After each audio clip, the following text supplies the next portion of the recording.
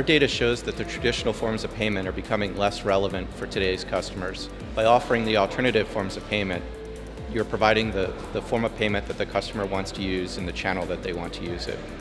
Alternative payments are important for customers because not every traveling customer is going to have traditional payment methods available to them. And on the flip side, that's very good for airlines because they can perhaps find more customers and enable more flown revenue.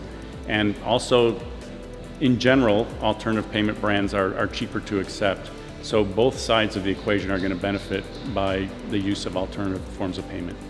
Well, firstly, they're important to customers because the customer now expects their payment method to be offered when they come to that payment page. So the Visa, MasterCard are standards. However, the digital wallets such as Apple Pay, out in the Middle East, you've got WeChat Pay and Alipay.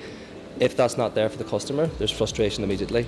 On the airline side, what's going to happen then is a potential dropping on those bookings. If the payment method is not there for them, they could switch, go to another airline, maybe go to another OTA website to do the search, etc., where there'll be additional costs for the airline to be incurred.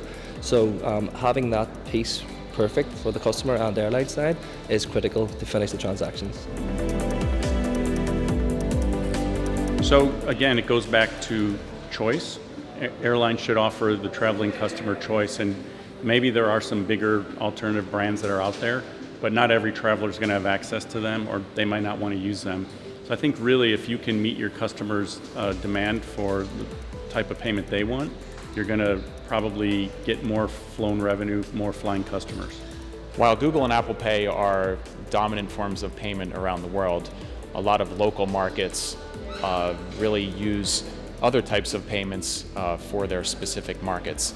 So the ability to focus in on the specific local payment brand is really beneficial for an airline. An airline absolutely needs those global forms of payment like Google Pay and Apple Pay. However, there are over 200 different forms of payment that might be applicable to certain markets around the world. Having a breadth of coverage of your AFP offering ensures that you're offering what the customer wants to use. Yeah, so the Google and the Apple Pays of this world are key for the global market. However, a lot of airlines have regional routes. They focus on their specific country, the destinations they fly to. A lot of local APMs are relevant for that market, and that's a key market for them as well. That's where the majority of their passengers will come from. Just for example, in Africa, M-Pesa within Kenya, etc., is pretty prevalent.